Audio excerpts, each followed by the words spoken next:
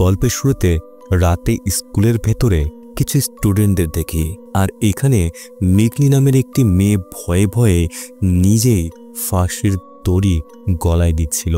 পাশে 4 জন স্টুডেন্ট দাঁড়িয়ে এই সব কিছু দেখছিল, কিন্তু তারা তাকে থামাচ্ছিল না। অন্যদিকে ইয়োরা নামের একটি মেয়ে দৌড়ে সে ক্লাসরুমে ঢোকে, আর মিনগিকে এমন অবস্থায় দেখে সে সেখানেই বসে কাঁদতে থাকে, কিন্তু তাকে বাঁচাতে আসে না। এরপরে মিনগি আত্মহত্যা করে। এমন দৃশ্য দেখে ইয়োরা সেখানে বসে ফুপিয়ে ফুপিয়ে কাঁদতে থাকে। এরপর সে যখন মাথা ঘোরায় তখন দেখে মিনগির আত্মা তার সামনে, আর বলছিল, তুমি চাইলে আমাকে বাঁচাতে পারতে। এটা দেখেই সে ভয়ে সেখান থেকে পালাতে থাকে।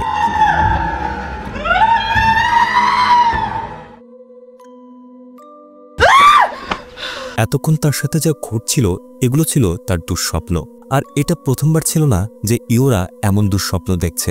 এর আগেও বহুবার তার এমন স্বপ্ন হয়েছে। এরপর দৃশ্য বদলায় এবং আমরা ইয়োরাকে তার বন্ধু জিনত, হেজিন এবং সিওহোর সঙ্গে দেখি। ওরা সবাই আড্ডা দিতে দিতে নিজেদের বর্তমান আর ভবিষ্যৎ জীবন নিয়ে নানা আলোচনা করছিল। সবাই মিলে অনেক মজা করছে, কিন্তু জিনত লক্ষ্য করে ইয়োরা একটু চুপচাপ ও মন খারাপ করে বসে আছে। তখন সে ইয়োরাকে জিজ্ঞেস করে, তোমার কি হয়েছে, এত চুপ কেন? তখন ইয়োরা বলে, আমার এখানে ভালো লাগছে না, বাইরে যাই, আর তোমার সঙ্গে কিছু প্রাইভেট কথা আছে। ইয়োরার কথা শুনে জিনত তার সঙ্গে বাইরে যায়। এদিকে ভেতরে বাকি 3 বন্ধু নিজেদের মধ্যে ঝগড়ায় জড়িয়ে পড়ে। ঝগড়া এতটাই বাড়ে যে শিওক গিয়ে সিওহোকে আঘাত করে। বাইরে এসে ইয়োরা জিনতকে জিজ্ঞেস করে, তুমি কি মিনগিকে মনে করতে পারো? জিনত বলে, না, আমার কিছু মনে নেই। তখন ইয়োরা অনেক কিছু বলে তাকে মনে করানোর চেষ্টা করে। সে বলে, মিনগি ছিল তার বেস্ট ফ্রেন্ড, স্কুলে আমার সাথে পড়তো, তার ছোট চুল ছিল। এখন কি মনে পড়ছে? জিনত উত্তর দেয়, কিছুটা মনে পড়ছে বটে, তবে খুব স্পষ্ট নয়। কিন্তু তুমি হঠাৎ এখন এসব কেন জিজ্ঞেস করছো? তাদের কথোপকথনের মাঝে হঠাৎ ভেতর থেকে চড় মারার শব্দ আসে, তাই তারা ভেতরে চলে যায়। ভেতরে গিয়ে দেখে শিওক সিওহোর গলা চেপে ধরেছে। এই দৃশ্য দেখে ইয়োরার একদমই ভালো লাগে না, আর কেমন যেন অদ্ভুত অনুভূতি হয়। তাই সে বাথরুমে চলে যায়। সেখানে গিয়ে সে ফ্রেশ হওয়ার চেষ্টা করে। হঠাৎ সে পেছন থেকে ঠান্ডা অনুভব করে, আর পেছনে তাকাতেই দেখে মিনগির আত্মা। সে ভয়ে চিৎকার করে জ্ঞান হারিয়ে ফেলে। এরপর আমরা অতীতের একটি দৃশ্য দেখতে পাই। মিনগি আর ইয়োরার শৈশব দেখি। মিনগি ইয়োরাকে একটি বেস্ট ফ্রেন্ড ব্রেসলেট উপহার দেয়, আর এই রকম ব্রেসলেট মিনগির হাতেও থাকে। ব্রেসলেট দেওয়ার পর মিনগি ইয়োরাকে বলে, তুমি আমার সেরা বন্ধু। এরপর আবার দৃশ্য বর্তমান সময়ে ফিরে আসে। আমরা দেখি ইয়োরার শরীর খারাপ হয়ে যাওয়ায় তার সব বন্ধু মিলে তাকে বাড়ি পৌঁছে দিতে যায়। গাড়ির ভেতরে হঠাৎ ইয়োরার জ্ঞান ফিরে আসে এবং সে বন্ধুদের জিজ্ঞেস করে, আমি এখানে কিভাবে এলাম? তখন তার বন্ধুরা জানায়, তুমি অনেক বেশি ড্রিঙ্ক করেছিলে, তাই শরীর খারাপ হয়ে গিয়েছিল। কিন্তু ইয়োরা বলে, না, আমি তো বেশি ড্রিঙ্ক করিনি। এরপর সে চুপ হয়ে বসে যায়। তবে তার আচরণ মোটেও স্বাভাবিক মনে হচ্ছিল না। কিছুক্ষণের মধ্যেই সকলে ঘুমিয়ে পড়ে, আর ইনশিওক গাড়ি চালাচ্ছিল। সে লক্ষ্য করে ইয়োরা অদ্ভুতভাবে বসে আছে, আর তাই জিজ্ঞেস করে, ইয়োরা, তুমি কি ঠিক আছো? ইয়োরা কোনো উত্তর দেয় না। এটা দেখা মাত্র সে ভীষণ ভয় পেয়ে যায়, আর তার হাত থেকে গাড়ির নিয়ন্ত্রণের বাইরে চলে যায় এবং ভয়াবহ দুর্ঘটনা ঘটে। দুর্ঘটনার পর যখন তাদের জ্ঞান ফেরে তখন দেখে তারা আর গাড়ির ভেতরে নেই, বরং একটি বন্ধ ক্লাসরুমের ভেতরে আছে। সবাই অবাক হয়ে যায় এবং পরিস্থিতি বোঝার চেষ্টা করে, কিন্তু তখন তারা দেখে ইনশিওকের গোড়ালিতে মারাত্মক আঘাত লেগেছে। সে দাঁড়াতেই পারছিল না, প্রচণ্ড যন্ত্রণায় কাতরাচ্ছে। ইনশিওকের এই অবস্থা দেখে সবাই অ্যাম্বুলেন্স ডাকতে চায়, কিন্তু তারা অবাক হয়, কেননা কারো কাছেই কোনো ফোন নেই। ইনশিওক বলে, আমার শুধু ফোন নয়, বরং ওয়ালেট আর গাড়ির চাবিও নেই। সিওহো বলে, এখানে এত অন্ধকার যে আমি জানালা দিয়ে কিছুই দেখতে পাচ্ছি না। এরপর সবাই মিলে ইনশিওককে দাঁড় করানোর চেষ্টা করে, কিন্তু তার অবস্থা এত খারাপ যে সে সঠিকভাবে দাঁড়াতেই পারে না। ইনশিওকের এমন অবস্থা দেখে জেহি ভীষণ কষ্ট পায়, কারণ সে ইনশিওককে ভালোবাসে। সে যেভাবে হোক তাকে হাসপাতালে নেওয়ার চেষ্টা করে। সবাই ইনশিওকের পাশে, কিন্তু ইয়োরা আলাদা হয়ে এক পাশে দাঁড়িয়েছিল। তখন সিওহো তাকে জিজ্ঞেস করে, তুমি ওখানে কি করছো আর কি দেখছো? এ সময় ইওরা বলে, তোমরা ভালো করে দেখো, এটাই আমাদের স্কুল, এটাই আমাদের পুরনো ক্লাসরুম, আর ওই কোণাটা দেখো। ইওরার কথা শুনে সবাই হতবাক হয়ে যায়। সিওহ গিয়ে ওই কোণাটা দেখে এবং বলে, জিনত, এটা তো তোমার আঁকা ছবি। জিনতও গিয়ে দেখে এবং স্বীকার করে, হ্যাঁ, এটা সত্যি আমার আঁকা, মানে আমরা আসলেই আমাদের পুরনো জায়গাতে আছি। এরপর দৃশ্য আবার স্কুল জীবনে চলে যায়। ক্লাসরুমের ভেতরে জেহি, ইনশোক আর সিওহ বসে আড্ডা দিচ্ছে। ঠিক তখন ইওরা ওদের জন্য ড্রিঙ্কস আর স্ন্যাক নিয়ে আসে এবং একে একে সবার হাতে তুলে দেয়। তখন হেজিন রেগে গিয়ে বলে, আমি তোমাকে কতবার বলেছি যে আমার স্ট্রবেরি মিল্ক ভালো লাগে, চকলেট মিল্ক নয়। এটা বলেই সে চকলেট মিল্ক ইওরার জামায় ফেলে দেয়। এরপর সে ইওরাকে আরও বিরক্ত করতে থাকে এবং বলে, এগুলো সব পরিষ্কার করো। ইওরা চুপচাপ সরে গিয়ে বের হতে চায়। গেটের কাছে তার সঙ্গে জিনাতের দেখা হয়। জিনত বলে, তোমার জামা তো ময়লা হয়ে গেছে। ইওরা উত্তর দেয়, হ্যাঁ জানি, আমাকে এখন বের হতে হবে। এরপর সে বাইরে গিয়ে স্কুলের সিঁড়িতে বসে পড়ে। সেখানে তার বন্ধু মিনগি আসে। মিনগি ইওরাকে জিজ্ঞেস করে, তুমি কি লাঞ্চ করেছিলে? লাঞ্চ সময় মতো করা উচিত। ইওরা বলে, হ্যাঁ, আমি লাঞ্চ করব। মিনগি তার জামার দিকে তাকায়, জিজ্ঞেস করে, তোমার এই অবস্থা হলো কিভাবে? কেউ কি তোমাকে বুলিং করেছে? ইওরা আগের ঘটনা লুকিয়ে বলে, না না, এটা আমি নিজে করেছি। কিন্তু মিনগি বুঝতে পারে যে ইওরার সঙ্গে খারাপ কিছু একটা হয়েছে, তাই সে বলে, আমি জানি তোমাকে বুলিং করা হয়েছে, আমি শিক্ষকের কাছে অভিযোগ করতে যাচ্ছি। তখন ইওরা তাকে থামিয়ে বলে, না, তুমি যেমন ভাবছো তেমন কিছু হয়নি। কেউ যদি আমাকে বুলিং করে, আমি নিজের জন্য নিজেই দাঁড়াতে পারি। তুমি আমার জন্য এত কিছু করতে যাচ্ছ, এজন্য তোমাকে অনেক ধন্যবাদ। আর আমি নিজের রক্ষা নিজেই করতে পারি। মিনকি তখন বলে, তোমার বন্ধুরা ভালো নয়, তারা তোমার সঙ্গে অন্যায় করছে, তোমার কিছু একটা করা উচিত। আর যদি কখনো কিছু খারাপ হয়, আমার কাছে চলে এসো, আমি তোমাকে পুরোপুরিভাবে সাহায্য করব, কারণ আমি তোমার বেস্ট ফ্রেন্ড। এরপর মিনকি তাকে সান্ত্বনা দিতে তার হাত ধরে। তখন আমরা দেখি যে তারা দুজনেই এখনও ফ্রেন্ডশিপ ব্যান্ড পরে আছে। এরপর দৃশ্য আবার বর্তমান সময় আসে। এখানেও দেখা যায় ইওরা এখনও সেই ব্রেসলেট পরে আছে। এই সময় সিওহ বলে, আমরা এখানে কিভাবে এলাম? আমরা তো গাড়ির ভেতরে ছিলাম, তাই না? আমি কি কোনো দুঃস্বপ্ন দেখছি? সে নিজের গালে চড় মারতে থাকে যেন স্বপ্ন থেকে সে জেগে উঠতে পারে। এদিকে সময় যত এগোচ্ছে, ইনশোকের অবস্থা ততই খারাপ হচ্ছে। কেউ বুঝতে পারছে না এখন কি করা উচিত। তারা সিদ্ধান্ত নেয় ইনশোককে সাহায্য করে বাইরে নিয়ে যাবে। কিন্তু ঠিক তখনই হঠাৎ দরজা বন্ধ হয়ে যায়। এই শব্দে সবাই ভয় পায়। ইনশোক তখন বলে, বাইরে কি হচ্ছে? ইওরা কি বাইরে চলে গেল? এটা শুনে সবাই গেটের দিকে তাকায়। হঠাৎ জিনত দেখে সামনে একজন দাঁড়িয়ে আছে। সে তাকে ইওরা ভেবে বলে, আমি জানি তুমি ভীষণ ভয়ে আছো, কিন্তু ভয় পেও না, সবকিছু শীঘ্রই ঠিক হয়ে যাবে। এটা বলে সে ধীরে ধীরে সামনে এগোতে থাকে। আশেপাশের পুরো পরিবেশ অস্বাভাবিক হতে থাকে। হঠাৎ হেজিনের কাছাকাছি কিছু শব্দ শোনা যায়। সে পেছনে ফিরে তাকাতে দেখে কিছু দূরেই একটি আত্মা দাঁড়িয়ে আছে। হঠাৎ সেটি তার সামনে চলে আসে। দেখা যায় সে ইওরা, যার চোখ একদম সাদা হয়ে গেছে। ইওরাকে এভাবে দেখে জেহি আতঙ্কে ভেঙে পড়ে এবং জোরে চিৎকার করতে থাকে। জেহির চিৎকার শুনে জিনত তার দিকে ঘুরে তাকায়, কিন্তু সে পুনরায় সামনের দিকে তাকাতেই মুহূর্তের মধ্যে আশেপাশে আর কেউই নেই, যেন সবকিছু হাওয়া হয়ে গেছে। এরপর সবাই ক্লাসরুমে ফিরে আসে। হেজিন খুব খারাপভাবে ভীত হয়ে বলে, আমি বাইরে কাউকে দেখেছি। ইনশোক জিজ্ঞেস করে, তুমি বাইরে কাকে দেখেছ? হেজিন বলে, আমি জানি না, কিন্তু কিছু একটাকে তো দেখেছিলাম। হেজিন বারবার বন্ধুদের বোঝানোর চেষ্টা করে সে কাউকে দেখেছে, কিন্তু স্পষ্ট করে বলতে পারে না। এতে তার সব বন্ধুই বিভ্রান্ত হয়ে যায়। এ সময় জিনত বলে, আমাদের এখন বাইরে গিয়ে ইওরাকে খুঁজে বের করা উচিত। আর বাইরে এত অন্ধকার, ইওরার যদি কিছু হয়ে যায়। এটা শুনে জেহিন ভয়ে বলে, না, আমি বাইরে যাব না, বাইরে অন্ধকার, এজন্য আমি একেবারে যেতে চাই না। কেউ বুঝতে পারছিল না কি করবে, তাই জিনত ইনশোকের মতামত চায়। ইনশোক বলে, তোমাদের বাইরে গিয়ে ইওরাকে খুঁজতে হবে।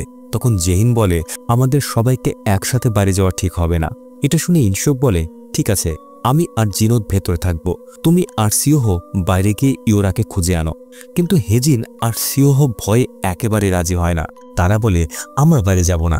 তখন ইনশোক বোঝায়, আমার অবস্থা খারাপ, আমি নিজেকে সামলাতে পারবো না, জিনত আমাকে সাহায্য করতে পারবে, তাই তোমাদের দুজনেরই বাইরে গিয়ে ইওরাকে খুঁজতে হবে। দ্রুত যাও এবং তাকে ফিরিয়ে আনো। অবশেষে পরিস্থিতি দেখে জেহিন আর সিওহো রাজি হয় এবং ভয়ে ভয়ে ইওরাকে খুঁজতে বের হয়। এদিকে ভেতরে জিনত আর ইনশিওক কথা বলতে থাকে। ইনশিওক বলে, আমি শুনেছি এই স্কুল বন্ধ হয়ে গেছে, তোমার কি মনে হয় ইওরা এখন কোথায় আছে? জিনত উত্তর দেয়, আমি কিভাবে জানবো ইওরা কোথায় আছে? এরপর আমরা দেখি হেজিন সিওহোকে বলছে, আমাকে বাথরুমে যেতে হবে। সিওহো বলে, ঠিক আছে তুমি যাও, আমি এখানে দাঁড়িয়ে আছি। কিন্তু হেজিন বলে, না তুমি আমার সঙ্গে চলো, আমি ভীষণ ভয় পাচ্ছি। হেজিন বাথরুমের ভেতরে যায় আর সিওহো বাইরে দাঁড়িয়ে থাকে। ভেতরে হেজিন ভয় পেতে থাকে, তাই ভেতর থেকেই সিওহোকে ডাকতে থাকে, কিন্তু সিওহো তার কথার উত্তর দেয় না, বরং অদ্ভুত ধরনের শব্দ করতে শুরু করে। সিওহোর কোনো উত্তর না পেয়ে হেজিন ভয়ে কাঁপতে থাকে। এজন্য দ্রুত বাথরুমের দরজা খুলে বের হওয়ার চেষ্টা করে। তখন সে উপলব্ধি করে পাশের বাকি বাথরুমে কেউ আছে, তাই সে বাইরে না বেরিয়ে কেবল ইওরাকে ডাকতে থাকে, ইওরা তুমি কি সেখানে আছো?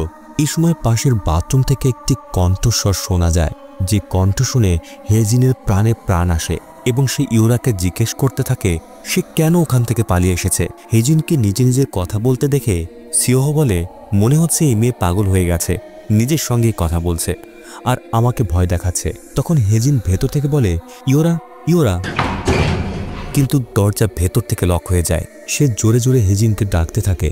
সিওহোর ডাক শুনে হেজিন ভয় পেতে থাকে। সিওহো বারবার আঘাত করে দরজা খোলার চেষ্টা করে, কিন্তু কোনোভাবেই দরজা খুলতে পারে না। কিছুক্ষণ পরে হেজিন ধীরে ধীরে বাথরুমের দরজা খুলে বাইরে বেরিয়ে আসে, কিন্তু বাইরে কেউ নেই। এই সময় সে অদ্ভুত ভয়ঙ্কর শব্দ শুনতে পায়। এই আওয়াজগুলো এতটাই ভয়ঙ্কর যে হেজিন কিছুই শুনতে পায় না, তার কান যেন নষ্ট হয়ে যাচ্ছিল। সে ভাবতে থাকে তার সাথে কি হচ্ছে আর জিজ্ঞেস করে, তুমি কে, কেন এমন করছো? এই সময় একটি কণ্ঠস্বর শোনা যায় যে বলছিল, তুমি কেন আমার সাথে এমনটা করেছিলে? কণ্ঠস্বর শুনে হেজিন বলে, ইওরা এটা কি তুমি? পরে সে উপলব্ধি করে এটা তো ইওরার কণ্ঠ নয়, এটা তো মিনগির কণ্ঠ, কিন্তু সে তো মারা গেছে। আবার সে অদ্ভুত শব্দগুলি শুরু হয় আর হেজিন চিৎকার করতে থাকে। এই সময় দৃশ্য অতীতে সরে যায়। আমরা দেখি হেজিন, ইওরা এবং মিনগি একসাথে বাথরুমে আছে। সেখানে হেজিন মিনগির সঙ্গে খুব খারাপ ব্যবহার করে এবং মিনগিকে বলে, তুমি ইনশিওকের কাছ থেকে দূরে থাকো, আমি আর তোমাকে বলবো না, যদি আবার তোমাকে তার সঙ্গে দেখি তাহলে তোমার খবর আছে। হেজিনের এই কথার পর মিনগি বলে, যেমনটা তুমি ভাবছো তেমন কিছুই হয়নি, আমি ইনশিওকের সঙ্গে ছিলাম না। কিন্তু হেজিন রেগে বলে, তুমি মিথ্যে কথা বলছো, ইওরা নিজেই তো তোমাকে তাদের সঙ্গে দেখেছে। ইওরা হ্যাঁ বলে সম্মতি জানায়। হেজিন তখন মিনগিকে আঘাত করতে থাকে। প্রথমে এত পরিমাণে আঘাত করে যে মিনগির কান থেকে রক্ত ঝরে পড়ে। আঘাত এতটাই গভীর হয় যে ওই কান দিয়ে সে শুনতেই পারে না। এরপরে মিনগি হেজিনকে সব বলে, কিন্তু হেজিন তাকে উপেক্ষা করে চলে যায়। আর যাবার সময় হেজিন ইওরাকে ইশারা দিয়ে যায় যেন সে তাকে সাহায্য করে, কিন্তু ইওরা তাকে সাহায্য না করে সেও চলে যায়। পুনরায় বর্তমানে আমরা দেখি হেজিন এখনও তার কানে কিছুই শুনতে পাচ্ছে না, আর মিনগির আত্মা তার কানে কিছু একটা বলছিল। হঠাৎ তার সামনে একটি ছোট্ট স্ক্রুড্রাইভার চলে আসে। হেজিন সেটি তুলে নিয়ে নিজের কানের ভেতর ঢুকিয়ে দেওয়ার চেষ্টা করে। পরে এক মুহূর্তের জন্য সে থামে, কিন্তু মিনগির আত্মা তার হাত ধরে সেই স্ক্রুড্রাইভারটি তার কানে ঢুকিয়ে দেয়, ফলে সেটা পুরোপুরি তার মাথায় ঢুকে পড়ে। এদিকে আমরা ইনশিওক আর জিনতকে দেখি। ইনশিওক বলে, এখানকার পরিবেশ এখন যেন নরকের মতো লাগছে, আমাদের এখনই হাসপাতালে যেতে হবে। জিনত বলে, যখনই আমরা ইওরাকে খুঁজে পাবো তখনই এখান থেকে চলে যাব। হঠাৎ কোনো কণ্ঠস্বর শুনতে পায় তারা। জিনত ইনশিওককে কিছু বলে এবং ওই জায়গা থেকে একাই সেই কণ্ঠস্বরের দিকে যায়। ওদিকে আমরা দেখি সিওহো এখনও বাথরুমের দরজা খোলার চেষ্টা করছে। এবার সে দরজা খুলতে সক্ষম হয়। দরজা খোলার পর সামনে যা দেখলো তাতে তার অবস্থা খারাপ হয়ে যায়। হেনজি খুব ভয়াবহ অবস্থায় সেখানে পড়ে আছে। হঠাৎ বাথরুম থেকে ইওরা বের হয়ে আসে। সিওহো ইওরাকে দেখে জিজ্ঞেস করে, হেজিনের সঙ্গে কি হয়েছে আর এসব কিভাবে ঘটলো? ইওরা বলে, আমি তখন খুব ভয় পেয়েছিলাম, ভয় পেয়ে বাথরুমের ভেতরে চলে গিয়েছিলাম। এরপর যখন তোমার কণ্ঠ শুনলাম বাইরে বের হওয়ার চেষ্টা করছিলাম, কিন্তু হেজিন নিজের সঙ্গে কথা বলছিল, আর এখন দেখো তার সঙ্গে কি হয়েছে। সিওহো ইওরার অবস্থা দেখে তাকে শান্ত করার চেষ্টা করে এবং ভেতরে গিয়ে হেজিনকে দেখে। এই সময় সে পাশে লক্ষ্য করে মিনগির আত্মা দাঁড়িয়ে আছে। তাকে দেখে হাসছে। হঠাৎ মিনগি এমন অবস্থা দেখে সিওহো ভীষণ ভয় পায় এবং ইওরার হাত ধরে সেখান থেকে পালাতে শুরু করে। কিছু দূর গিয়ে তারা থামে। সিওহো ইওরাকে বলে, আমি মিনগির আত্মাকে দেখেছি। ইওরা উত্তর দেয়, তোমার মাথা ঠিক আছে তো? মিনগি তো 10 বছর আগে মারা গেছে, তুমি এসব কি বলছো? সিওহো বলে, আমি জানি না, কিন্তু আমি ওকে দেখেছি। আমি ভয় পাচ্ছি আর আমি এখন আর কোথাও যাব না। ইওরা বলে, প্রথমে আমাদের লুকানোর জায়গা খুঁজতে হবে, সেখানে আমরা লুকাবো। এরপর তারা সায়েন্স ল্যাবের দিকে যায়। ল্যাবের ভেতরে সিওহো একটি ব্যাঙ দেখে। এটি তাকে অতীতের কিছু স্মৃতি মনে করিয়ে দেয়, যেখানে সিওহো একই সায়েন্স ল্যাবের ভেতরে মিনগিকে খুব বিরক্ত করেছিল। প্রথমে সে মিনগির ব্যাগে ব্যাঙ ফেলে। এরপর যখন তা কাজ করে না, তখন মিনগির মুখে ব্যাঙ ঢুকিয়ে তাকে কষ্ট দেওয়ার চেষ্টা করে। মিনগি বারবার অনুরোধ করে তাকে ছাড়তে, কিন্তু সিওহো তাকে ছাড়ে না। এখন বর্তমানে দেখি সিওহো একটি ব্যাঙ দেখছিল। ব্যাঙ দেখে তার অবস্থা খারাপ হয়ে যায়। সে অনুভব করে তার সাথেও কিছু খারাপ ঘটতে চলেছে। তাই সে ইওরাকে বলে, আমাদের এখান থেকে দ্রুত বের হতে হবে। যখন সে ইওরার সঙ্গে বাইরে বের হওয়ার চেষ্টা করে, তার অবস্থা আরও খারাপ হয়ে যায়। হঠাৎ তার শরীর থেকে অনেক ব্যাঙ বের হতে শুরু করে। সে ইওরাকে বলে, আমার মনে হচ্ছে আমার শরীরের ভেতর অদ্ভুত কিছু ঘটছে। ইওরা তার পেটের দিকে ইঙ্গিত করে। সিওহো তখন শার্ট খুলে দেখে তার পুরো শরীরের ভেতরে ব্যাঙ ঘুরছে।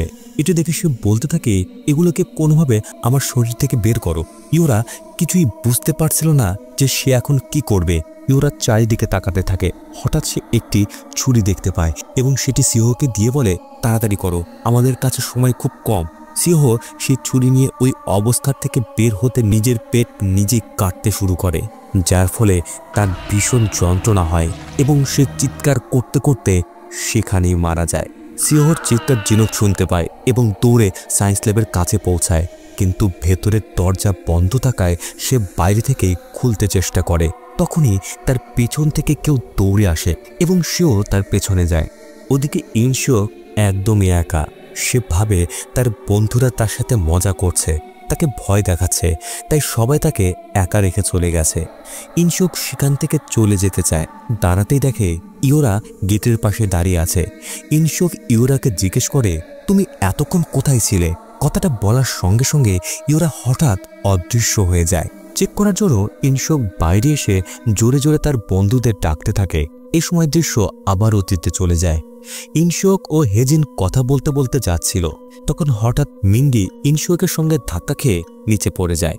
এখানে ইনশিওক মিনগির দিকে অদ্ভুতভাবে তাকিয়েছিল। ইনশিওকের সঙ্গে ধাক্কা খাওয়ায় হেজিন মিনগির ওপর ভীষণ রেগে যায় এবং তাকে অনেক কথা শোনায়। এখানে ইনশিওক এই বিষয়ের জন্য সে সরিও বলে, তাই মিনগি সেখান থেকে চলে যায়। এখন বর্তমানে দেখি ইনশিওক একা যাচ্ছিল।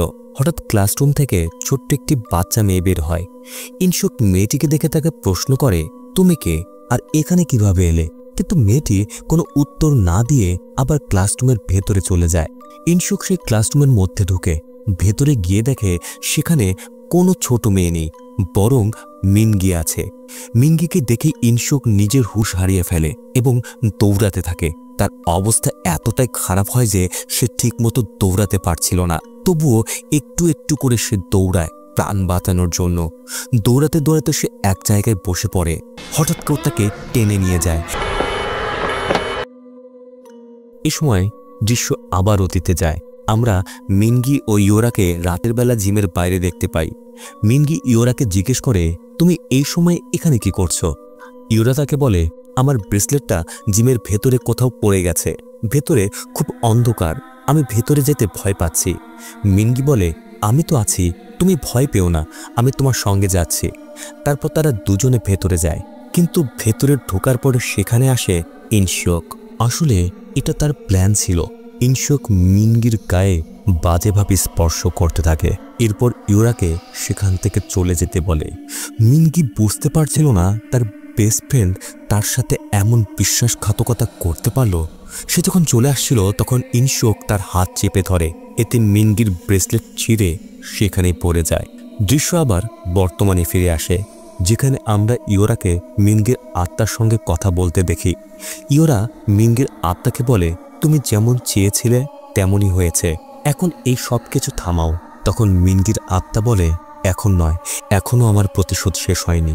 সে ইওরাকে কষ্ট দিতে শুরু করে। ঠিক তখনই মিনগের আত্মা জিনুতের আওয়াজ শুনে হঠাৎ অদৃশ্য হয়ে যায়। জিনুত ইওরাকে খুঁজতে খুঁজতে তার কাছে চলে আসে এবং তাকে জড়িয়ে ধরে। এরপর সে ইওরাকে বলে, তুমি ঠিক আছো তো? ইওরা তাকে বলে, কিছুদিন আগে থেকেই আমি মিনগের আত্মাকে দেখতে এবং তার কথা শুনতে শুরু করেছিলাম। প্রথমে মনে হচ্ছিল আমি পাগল হয়ে যাচ্ছি। তোমার মনে আছে তো আমি রেস্টুরেন্টে তোমাকে মিনগির সম্পর্কে বলেছিলাম? মিনগি সেই মেয়ে যে আত্মহত্যা করেছিল।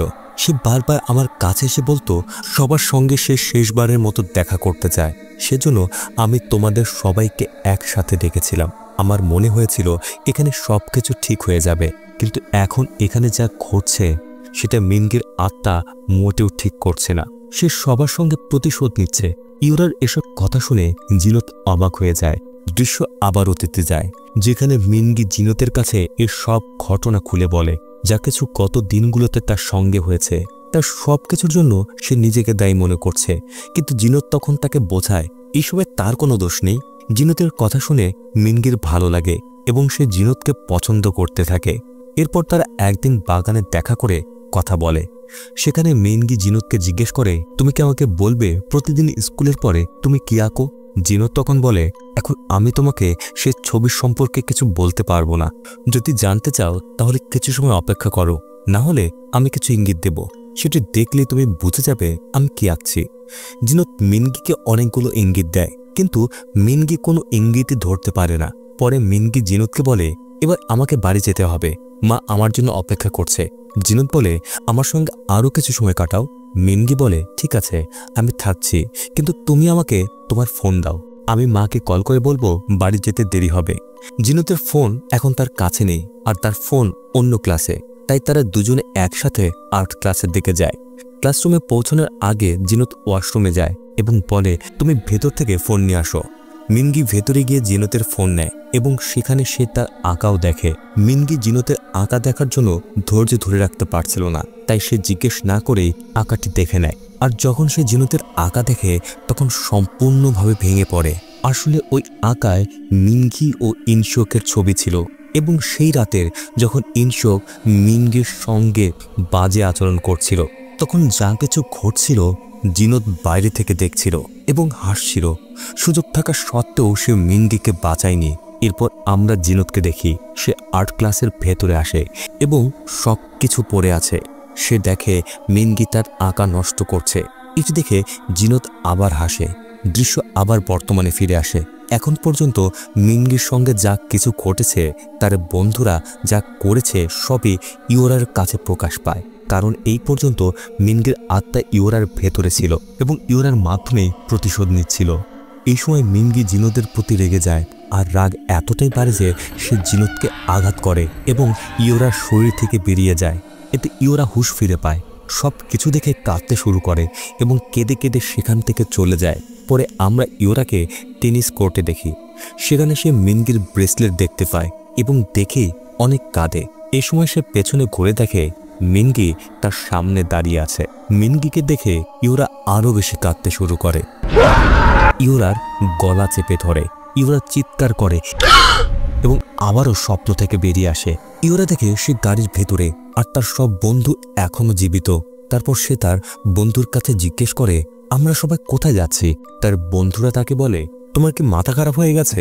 তুমি তো বললে একটু বেশি ড্রিঙ্ক করে ফেলেছ, তোমার একটু খোলা বাতাস দরকার। এক কথা শুনে ইওরা স্তব্ধ হয়ে যায়। এ সময় দুঃখ, কষ্ট আর অপরাধ বোধে যেন তার চোখ ছলছল করছিল। সত্যিই তো সে চাইলেই মিনগিকে বাঁচাতে পারত, তাই না? যদি ভিডিওটি ভালো লেগে থাকে তাহলে একটা লাইক দিয়ে দিবেন এবং চ্যানেলটা সাবস্ক্রাইব করতে ভুলবেন না। আর এই গল্পটিকে 10-এ কত দেবেন তা অবশ্যই জানাবেন। সব শেষে বলবো, ভিডিওটি দেখার জন্য ধন্যবাদ।